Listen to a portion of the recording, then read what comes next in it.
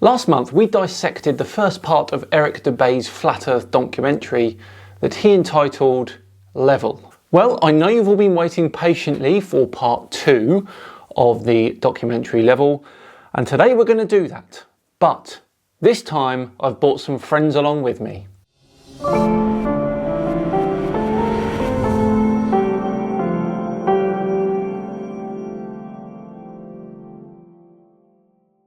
Hello all and welcome along to another episode of Flat Earth Friday with me, Simon Dan. Thank you very much for joining me. Before we begin today, a quick shout out to the sponsors of today's video, Dashlane. As I am constantly on the internet researching flat earthers and Tinfoil Tuesday potential candidates, then it feels good having that extra security that Dashlane provides. Dashlane can be your one-stop shop for your digital identity by managing all your passwords so you don't have to keep track of each one, your personal info and financials, making your digital life safe and more secure.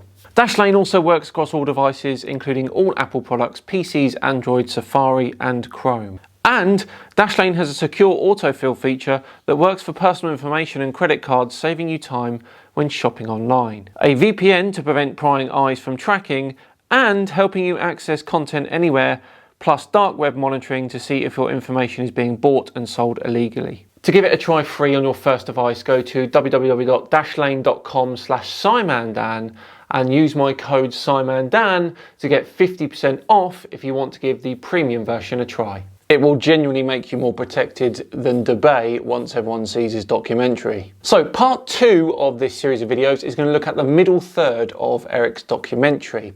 And as I said, we've got some guests to help us with these parts. And remember, we want these videos to be noticed before the documentary itself. So 50,000 likes, that should do the trick.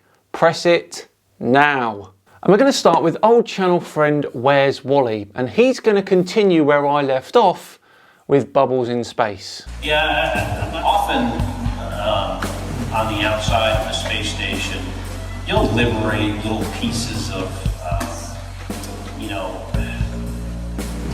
it's a really harsh environment out there, and the outside of the space station gets beat up pretty good. And sometimes, you'll see just little flecks of paint or something that you might have disrupted floating away from the suit. And, that's generally what that is. I've never seen any kind of air bubble anywhere. Yeah. Could it be that you're filming in an underwater pool and you're not really out there? All right, well, I just encourage everyone to look up Bubbles in Space, hashtag Bubbles in Space. Thank you very much. How's Bubbles in Space doing? How's what? Bubbles in Space? Bubbles in space? Yeah. I don't know what that is. No? You Mr. Kelly? Yeah. Oh, yeah? You don't remember the question from Tampa about the bubbles in space coming up from the helmets? No. Yeah, you guys are in an underwater pool, remember? Oh my word, how cringe is this? We know. Just remember. What's up, man? Can you sideline those hashtag bubbles in space? Hashtag bubbles in space? Bubbles in space, brother. What's your word on that? What is that? Yeah, you were asked that 2 times in the past couple months, actually, about bubbles coming out in the spacewalks. Oh, you're that guy. I'm not that guy. I'm one of those guys. Yeah, I'm not though, gonna write that. And then, thank you so much. There you go. astronauts on harnesses as well. Anything to say about that? Come on then, Wally. Let us know what's really going on. A spacesuit is called by a super simple piece of kit called a heat rejection porous plate sublimator. And what is this magic heat rejection porous plate sublimator, I hear you ask? Well, it's a plate of sintered metal. It allows the liquid water to pass through it. And it has the vacuum on the outside and the 5 psi of O2 pressure on the inside. So the water is pushed through this plate. The water's not sucked through the plate by the vacuum, wake up yourself. It's pushed through the plate by the pressure inside the suit. But once it hits the vacuum, it evaporates, it cools, it freezes, and it seals the plate. So it keeps sublimating and keeps cooling the plate. The liquid then can be cooled on the inside, and the metal conducts the heat to the ice, and some of that ice sublimates. And it stays sealed, and any water passing through the plate freezes almost instantly. But now when it's first turned on, the plate is warm, the water is warm, and it passes easily through the plate. There's a bit of water over the inside of the airlock, and this is the source of the bubbles that we often see Flat is referring to during the initial stages of a spacewalk. It's just water ice spitting out of the, wait for it, heat rejecting porous plate sublimator. So why look at just one thing floating around in space when you can have hundreds? Nobody does space hacking better than a Russian with a huge knife. Here is one hacking into the Soyuz to inspect the hole that they repaired from the inside. Let's have a look at it from the outside. Man, look at those bits and pieces going left, right and centre all over the place. No particular direction, but whichever direction they pick, they just keep going in it. You can literally see bubbles coming up from these astronauts' helmets. It's ridiculous. When I saw it, I was like, this is a joke. Now, as for the NBL, neutral buoyancy laboratory images of the training sessions, they highlight one very obvious point that you, Eric, and your flatmates don't know about or choose to ignore. So look at the difference in the apparent sizes of the faces inside the exact same helmet. Any ideas why, Eric? Maybe you sit cross-legged and think about it for a second. Of course, it's refraction. Super easy, barely an inconvenience. See, the water outside Jeanette's helmet has an SG of 1, and that nothing outside of Drew's helmet has an SG of 0. So that makes a lot of difference for the light coming from inside the helmets to outside. Do you notice that her face appears about half the size of Drew's? Now this is how you can tell whether the image was taken in the neutral buoyancy lab or actually in outer space. So Eric, not in a pool, in a vacuum. Sorry, dude. Do I have anything to say about it? Yeah. I have anything you want me to say about it. What do you want me to say? Whatever your thoughts are. I just want your honest opinion. About what? There's video evidence of guys hanging from harnesses in the International Space Station. There really isn't. It's all debunkable, of course. Sir, we need to keep going. There's a very long line. Thank you so much. Can you please step forward? Thank you so much. How about please step forward, selling please. a book of pictures Excuse with me, taxpayer security. money? How about that? Thank you so much. Taxpayer money? These were all on taxpayer dime, wasn't it? Step Not this forward, one, but the please. picture Step book. forward, Back over please. here. You know what you can do? You can sell the same pictures yourself because they are public domain. Absolutely. They should be free to the taxpayers. They is are what it free. is.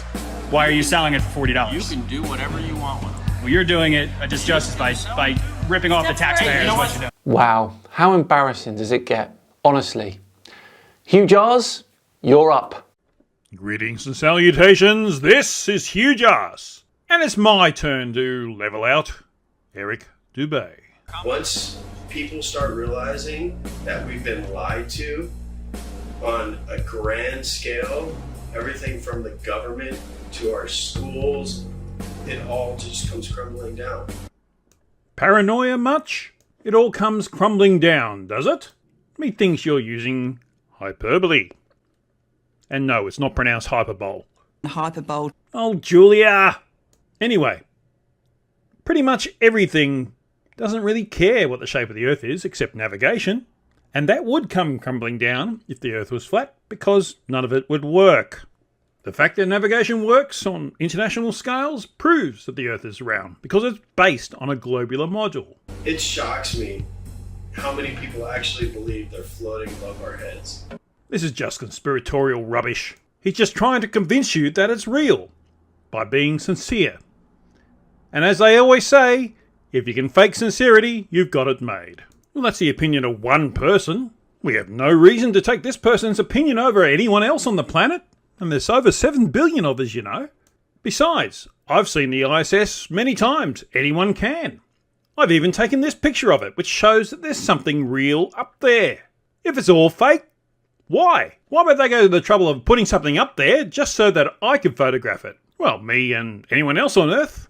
I've seen the International Space Station on YouTube and the astronauts floating about in it while they're orbiting the Earth at 17,000 miles per hour. You can't do that unless you're in outer space. Well, not for more than about 25 seconds, no. That's how long the Vomit Comet can simulate weightlessness. And that's about pretty much the only way you can simulate weightlessness on planet Earth.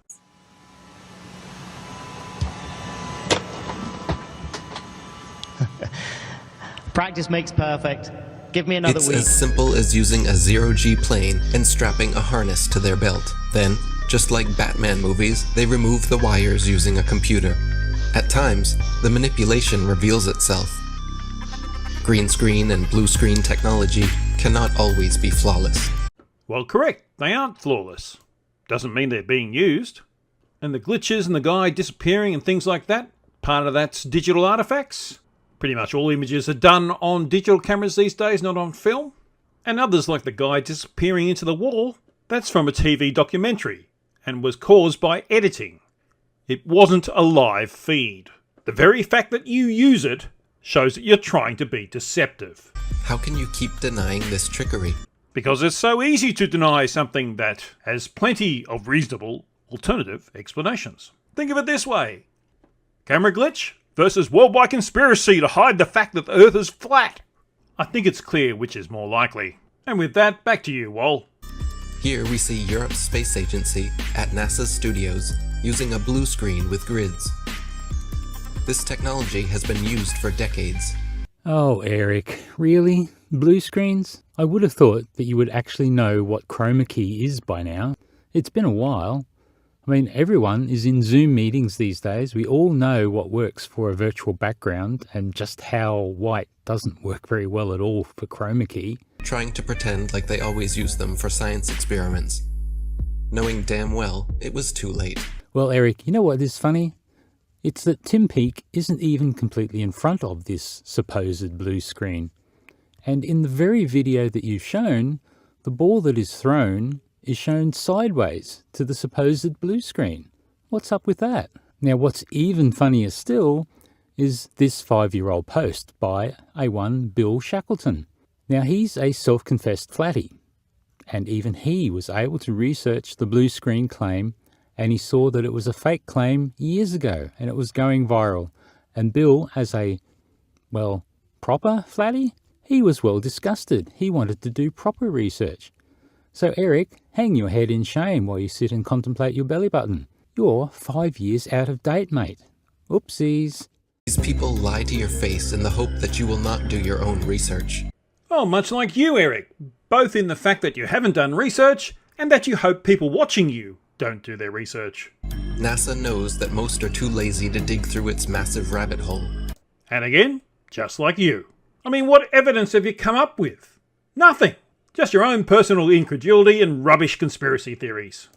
Yet, in the meantime, they just love to rub it in your face. Take a journey with me deep inside the rabbit hole. Wake up, my friends, there's some things that you have to know.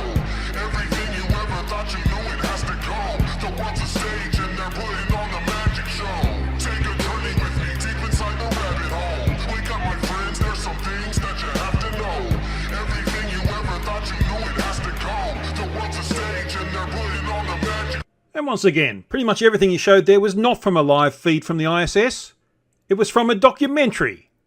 Some of that was digital artifacts, some of that was editing. None of it was live. If it wasn't live, that means it's been manipulated. And if it's been manipulated, you can't trust it as evidence. Except, of course, I guess, if you want it to be true. But as any adult knows, wanting something to be true doesn't make it so. And once again, the fact that you use stuff that you know was edited, you know came from a documentary and not a live feed, shows that you're trying to deceive.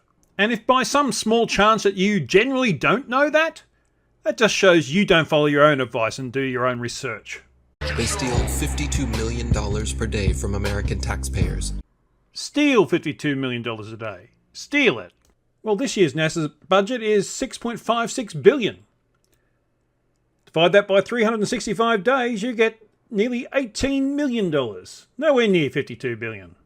And when you compare NASA's paltry $6.56 billion to other major items on the US budget, like Social Security at $982 billion, Medicare $705 billion, Medicaid $389 billion, Income Security $285 billion, Federal Civilian and Military Retirement, just their retirement, $163 billion, Veterans Programs $101 billion, other programs, $157 billion.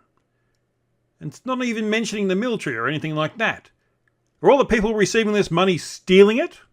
If so, they're stealing a hell of a lot more than NASA. Just to create a fantasy display of men orbiting their spinning pear-shaped space testicle Earth. Yeah, you know when someone knows that they've lost the argument when they start using language like that. He's so desperate to paint it as some sort of absurd idea that he really is out of ideas. Their green screens are awful. When they are live and something glitches, their reactions are always priceless. And once again, they're using digital cameras. They have glitches. And you saying their reaction is priceless is simply your interpretation. It doesn't mean it's so. I'm not sure why you globeheads keep defending all of this. Are you waiting on NASA to finally come forward? Well, we're not really defending it. We're defending against insanity becoming mainstream. You've arrived at a conclusion with zero evidence, or evidence that you've just chosen to interpret the way you want to. If the whole world ran like that, we'd all be dead.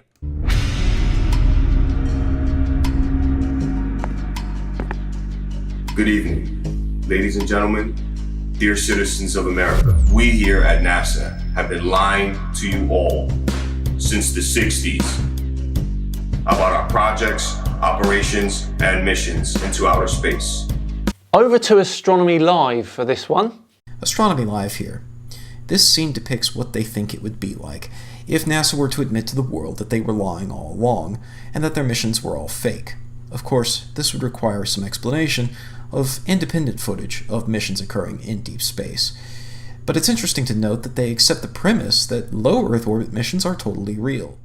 We have never been higher than lower Earth orbit. Right now, we only can fly in Earth orbit. That's the farthest that we can go. Sure sounds like they just conceded that low Earth orbit is real.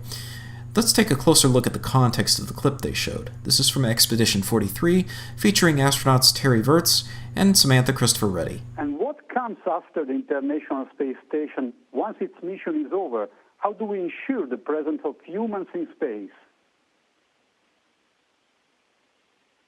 Well, that's a great question. The plan that NASA has is to build a rocket called SLS, which is a heavy lift rocket. It's something that is much bigger than what we have today, and it will be able to launch the Orion capsule with humans on board, as well as landers or other components to destinations beyond Earth orbit. Right now, we only can fly in Earth orbit. That's the farthest that we can go. And this new system that we're building is going to allow us to go beyond and hopefully take humans into the solar system to explore. So the moon, Mars, asteroids, there's a lot of destinations that we could go to, and we're building these building block components in order to allow us to do that eventually. So when we look at the full context of the clip, Terry Virts was asked about what comes after the International Space Station. That's why he was comparing it to what we can currently do with currently flying rockets. This chart from Everyday Astronaut compares some of those rockets and compares them to the Saturn V. Even Falcon Heavy, when fully expended, is only capable of sending 15 tons on a TLI trajectory, a translunar trajectory towards the Moon. SLS, by comparison, in the Block 1B configuration, will be capable of sending 43 tons to the Moon in a single launch, almost on par with the Saturn V rocket from the Apollo program. That kind of super heavy lift capability is necessary to send a crewed vehicle with capabilities similar to the Apollo program all the way to the Moon. Every image we have shown you is CGI. Our films are mostly done in an underwater buoyancy facility. The astronauts do train for spacewalks in a large pool at the Neutral Buoyancy Laboratory. That's not a secret, nor is it a conspiracy. It's just the most practical way to practice for working in weightlessness. But it begs the question of who it is I filmed boarding the rocket, launching into space, and why it is that I can see the space station through my telescope if it's all CGI. Now, in terms of the money spent on NASA, NASA currently makes up about 0.5% of the federal budget every year. It peaked at the height of the Apollo program, and it's been declining pretty much ever since. In this next clip, Eddie Bravo talks about his previous love of space. It might be why he's the owner of 10th Planet Jiu-Jitsu. He also commissioned a manager of a Planet X Jiu-Jitsu. Maybe what he actually loved were conspiracy theories. Beyond Venus, 93 million miles from the Sun, is Earth. Its great oceans forming the clouds and air currents which warm and irrigate the planet. I thought I was better than people because I knew so much about space. And every now and then I'd watch all that and wonder, what? This is all cartoons. The documentary they just showed is from 1976, simply titled Universe, narrated by William Shatner. Beyond Venus, 93 million miles from the Sun, is Earth. The documentary does use a lot of simple animation to depict the concepts that it's illustrating, but I don't think anyone would mistake this for genuine footage. Indeed, this is just a documentary, not primary source material, and it's interspersed with some real photos of space taken by various telescopes. At the end, they give credit to the animators. They're not trying to hide the fact that animation was involved, but that doesn't mean that all images of space are fake. And every now and then I think to myself, it's weird that we're not watching any actual footage of space. It's all CGI. All DVDs on space are all CGI. There's nothing real. And everyone watches that, they believe it, the narration is all programming. All CGI? No real footage? Even going back to that 1976 documentary they showed, here's a shot of the Orion Nebula. And if I fade it over to my own picture of the same nebula with the same orientation, you can see it's a match. In fact, the technology has advanced so far from 1976 that I can actually get an even better shot of the same nebula with my own telescope from my own front yard. What's above us and what we're on, we're being lied to. Do we have Hubble? Do we have a Hubble? Yes, we do. In fact, I've tracked the Hubble Space Telescope with my own telescope, and I found that the pointing attitude matches the expected attitude, given its observing schedule and where it's supposed to be pointed in space. Why don't you point it at the Earth and get some awesome shots of where we live? So why don't they point the Hubble at Earth? The answer is actually sometimes they do, for calibration purposes, but Hubble is not designed to track the surface features on Earth as it orbits rapidly overhead. If it were, it would be a spy satellite.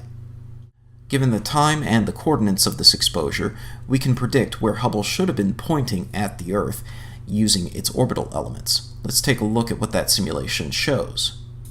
Halfway into that 2-minute exposure, Hubble should have been pointing at Villahermosa in Mexico. But Hubble was not tracking the surface features of Earth, it was tracking coordinates of the sky. So what does that result in when you actually look at the picture? Well, this is what the resulting picture looks like, a series of streaks. Each of the street lights, buildings, cars, or other light sources on the night side of Earth all streak through the image as Hubble tracks the coordinates of the sky very accurately. That's what it was designed to do. It was not designed to be a spy satellite. Next, Eddie complains that there are no real photos of Earth from space. He claims that they're all CGI. In fact, he says that there's only one photo that NASA took in 1972 that they even claim is real, and that they admit that the rest are fake. That's not true. In fact, NASA takes photos of Earth from space every single day. You can go to this website, epic.gsfc.nasa.gov, and check out current photos of the Earth from space.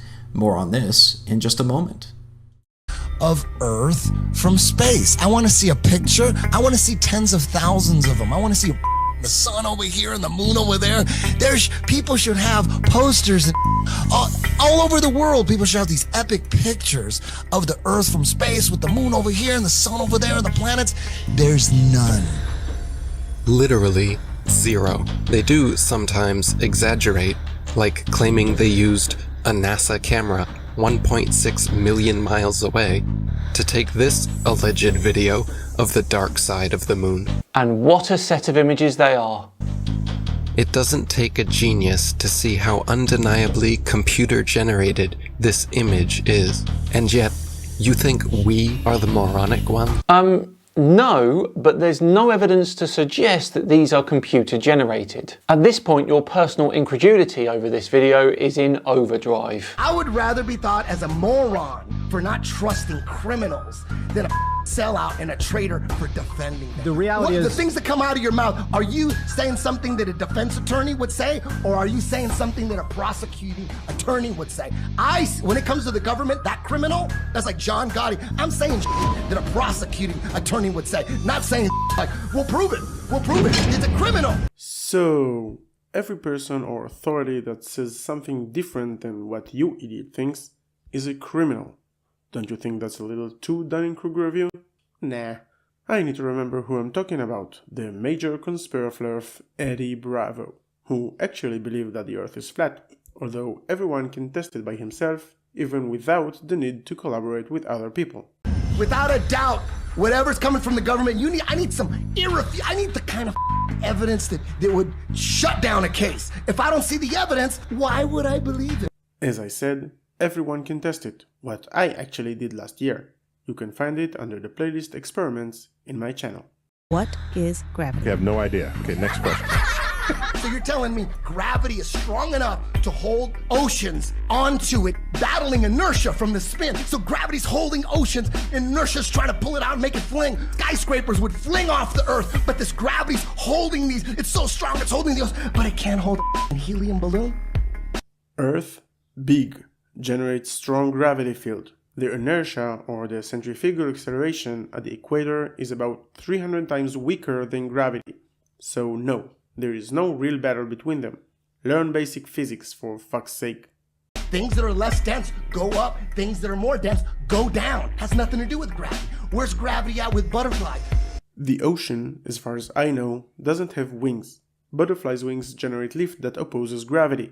Dead butterfly cannot flap its wings, and therefore falls into the ground and stays there. The density of the butterfly has nothing to do with it.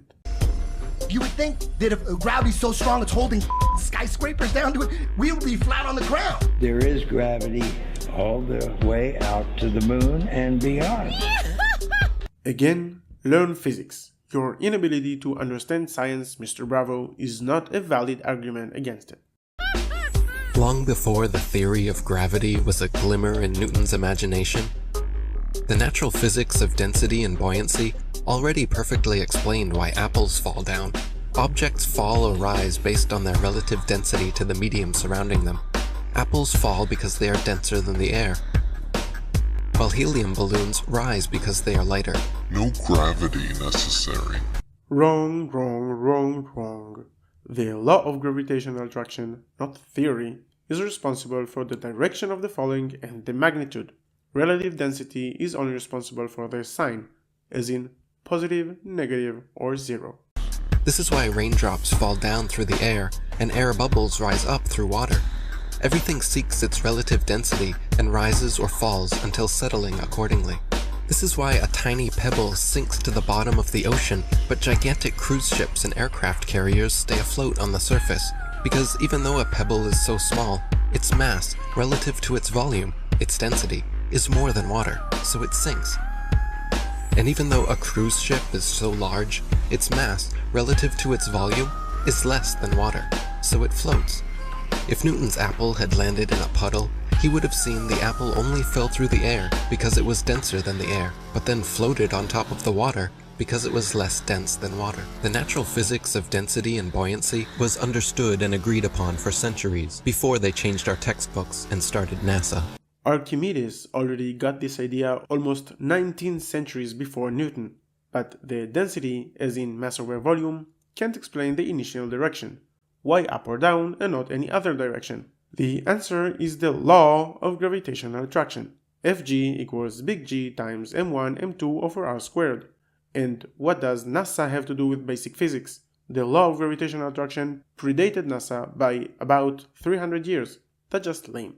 All our space information is coming from NASA. Werner von Braun was the director of all 6 moon missions, and he's a I assume that Eric didn't ask Eddie Bravo if he wants to be a part of this video, so I'll skip my critique about Eddie and go straight to Mr. Debay.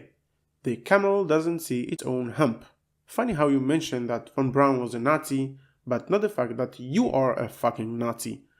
For all of you who don't know, yes, Eric Debay is an anti-Semite, Holocaust denier, well-known Nazi, and I really don't understand why people take him seriously, especially the flares in Israel, that large portion of them are 3rd or 4th generation to Holocaust survivors.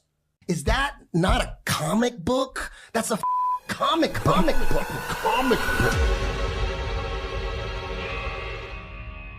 My fellow Nastanos, I am sorry to say I am leaving you to join the elite. Operation Paperclip. In the United States of America. Operation Paperclip. My people in Germany, all they want is freedom and peace. We want to welcome you to the US of A. We must divert their attention. I'm going to make so much fucking money. It's crazy. To brainwash a nation, we will need animation. I want to bring my technology of airplane models. I want to work with Walt. I want to see the best people. We need to get the indoctrination started. If people believe an airplane can go to the moon, we might be able to do it. To brainwash a nation, I will need help. We will need animation. Please bring in help. United States of America. And action. Oh, geez, who hired these guys? Jesus Christ, these guys can't act. Bring it up into an airplane.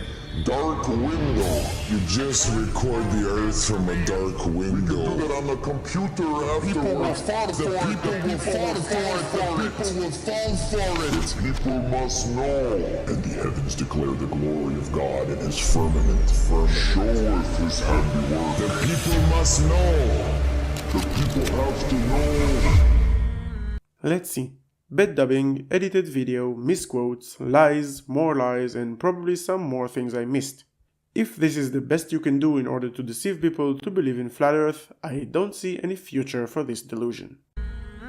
We come from this big bang and fluffy puffy pixie fairy dust and unicorn farts, and all of a sudden consciousness just came out of that. No, it was designed, it's not an accident. Everything according to their bogus Darwinian theory of evolution, all of it points to a godless, atheist, demonic, demon-crat lie. And of course, a musician astrotheologist is the one to ask about science. What a joke. 99.9% of the religious people on Earth appeal to the scientific consensus regarding the beginning of the universe and the beginning of life. And if you, nutcases, really knew how to read the Bible, you would see that it is all written there explicitly. NASA is a corporation, and they are the same people who run Disney. In fact, they are very, very similar, because what they do is they entertain people. They're not teaching people. They don't want people to know the truth about the cosmos. NASA is an administration that deals with research in the space. They don't teach anyone. If you want to know about the universe, go and learn physics, and then you could do experiment by yourself. I mean, real experiments, with everything taken into account. They're entertaining them with CGI images. Every image you see, image, not photo, every single one of them, all of those are computer-generated images. They are not photos. Everyone you see on Google is a CGI image. It is not a photo. Go to the nearest telescope shop, buy a decent telescope for about $400 and take a look by yourselves. The only difference between what you will see and what there is on Google is the resolution, because NASA have much bigger and better quality telescopes, some of them in space. And you can't tell that they are CGI. Either there's two things wrong with you. You are either or you are mentally deranged. You do not have control of your own mind. Rule of thumb. If someone tells you that you are mentally deranged because of some idiotic reason, most cases that the mentally deranged one is him, not you. That means, Mr. Bonacci, the brainwashed is you and your idiot friends in the Flat Earth delusion. Your mind has been indoctrinated, it has been brainwashed, and you've been duped, and you still believe in Santa Claus and the upside down spinning Santa ball, which the Jesuits invented in 1542. I don't believe in Santa Claus. The Earth, on the other hand, is measured to be a globe with radius of 6,371 kilometers.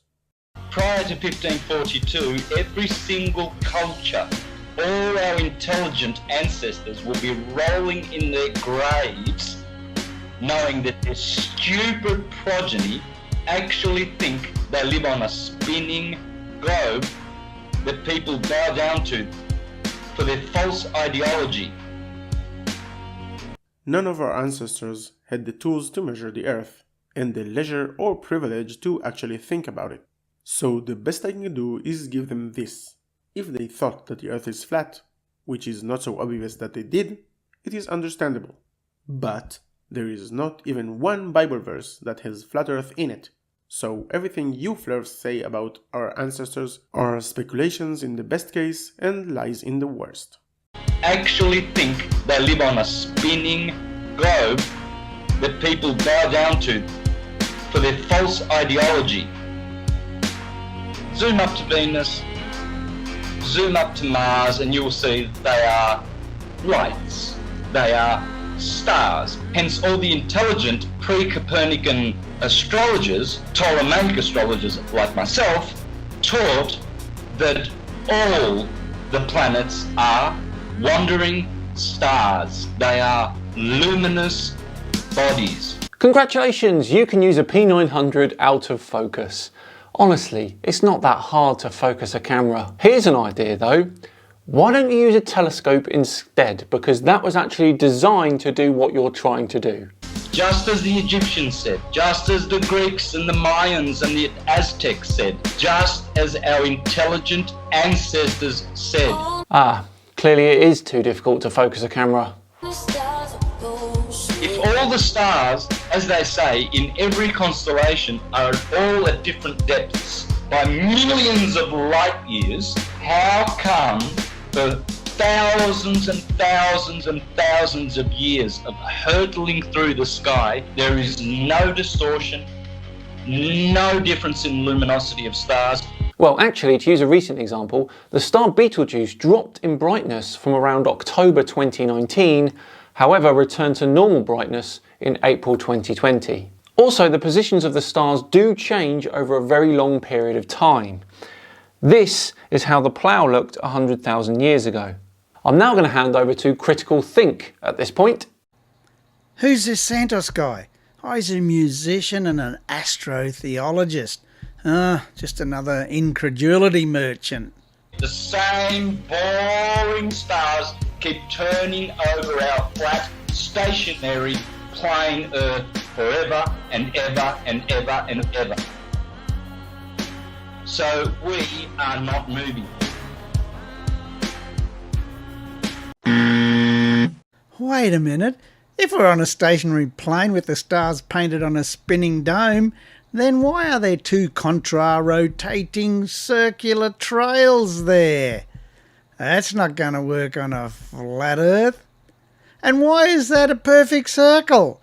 I mean, if you were under the North Pole, yeah, but on a dome spinning, that should be elliptical anywhere else. Now here's a star trail I took myself from Perth in 2019. You'll see the Southern Cross in the sky there. Look at that, a perfect circle in a clockwise direction. That doesn't work on a flat Earth. So if you want to believe you're on a flat stationary plane with the stars painted on an upturned fishbowl that's spinning at a breakneck speed of 5,000 kilometres an hour, then I say... You are stupid. Stupid beyond your wildest imagination. Or you are mentally deranged. Thanks, Santos. Back to Hugh Jars now, everyone. My turn again. And to all those astrologers out there who think they are astrologers, teaching heliocentrism, like Laura Eisenhower. Hang on, a couple of things there. Astrologers who think they're astrologists. If you say they're astrologists, then why wouldn't they think they're astrologists? I suppose astrology is based on the heliocentric model, but then again, that's reality, so why wouldn't it? Of course, astrology is a pseudoscience, which means it's all bunkum. I've actually heard an astrologer say, oh, astrology is a science. It's a type of science called a pseudoscience. Can you believe it? And anyway, Laura Eisenhower, great-granddaughter of President Dwight D. Eisenhower. So what? We all have great-grandfathers. And some not so great, I guess. Anyway, what's this guy's beef with Laura? The granddaughter of her grandfather. Yeah, that's the normal way it goes. A granddaughter is the granddaughter of the grandfather. Do we really need to explain everything to Flurfs? The president of the US, calling herself a heliocentric astrologer. Well, as I explained earlier, there really aren't any other kind. No such thing exists. Well, I'd agree with you, but then we'd both be wrong. A very young age, wondering why the heck did I land in the Eisenhower family. I was faced with the opportunity to go to Mars. Some people wonder, why the heck didn't you go to Mars? Perhaps because no one has? But my intuition told me, from really recalling a youth filled with a lot of insight about what I was here to do, was to not go anywhere. That is, Laura, you are a false prophet. She wanted to go to Mars, so she's a false prophet? What drugs is this guy on? The line going from the AC to the DC... you forgot the lightning bolt. ...is called the line of the Earth, and it never moves. AC to DC, ascendant to descendant, that's called the line of the Earth. What rubbish are you dribbling about now? According to the astrologers of ancient. Oh, of course. People from ancient times never got anything wrong, did they? And that never moves. Well, I think he's right. Something that doesn't exist does never move. Man, that was a terrible double negative. Proving that there is no movement of the Earth calculated in any astrological chart reading that you do. So let me get this straight. Because she uses something that's bunk in a way that you don't like, then the Earth doesn't move and therefore it's flat? That's your logic? You never account the movement or the position of the Earth in relation to any of these planets, because it's that line of the Earth which we call the horizon. I think we go to the next video. That was just too stupid. Speaking of horizons, some guy, he filmed a mountain. He was flying over Texas, and he used his camera to film a mountain. This mountain was supposed to be hidden by 35 miles of curvature with the current circumference of the Earth that we're given. Oh, just sitting straight up. He's just right there. It's not hidden by 35 miles of curvature. It's crazy. The legend that is Ruhif is going to deal with this one. Away you go, buddy. Alrighty, so the claim is that this mountain here is Cabo San Lucas at a distance of 760 miles. And he also claims that we can see the Gulf of California. So before we can analyze it, we need to know where he was when he took the shot. Thankfully, he gives us a few seconds of GPS coordinates between the 25-second mark and the 29-second mark. And then in some unbroken footage, he actually takes the shot that we're looking at the 68-second mark. So we could just do an extrapolation in Google Earth, which is fine. But if you can be accurate, why not be accurate? So here's some Python code that does the extrapolation for me. And these are the coordinates that I'll use as his observer location. Now, for literally no reason whatsoever, I'm going to drop a big red blanket onto these Chinati Mountains in Texas. And for that I used the polygon tool in Google Earth. And then we had a bit of a play with the heading and the tilt and the field of view just to get all the landmarks lined up. All right, now let's start fading out, shall we? So here are the mountains we're looking at in Jay Tolan's image, and let's do it. Uh-oh, that's no good. And I think we're done here. Amazing work. And finally, Critical Think is going to round off this part 2 of debunking Eric's documentary. You could watch the boat disappear with your naked eye, and then you could pull up this camera and you could zoom in on the boat that you just watched disappear, and you could bring it right back into full view. No, that boat's just not over the curve. That's not a boat. Now that's a boat. Let's wait for this boat to sail out of sight. Now we'll zoom in and bring it back. Oh dear. This one didn't come back. Let's try another. Wait. Oh, no, not that one either. How about another one? Third time lucky? Oh dear. Nope. Looks like flat earthers need some lessons in identifying boats.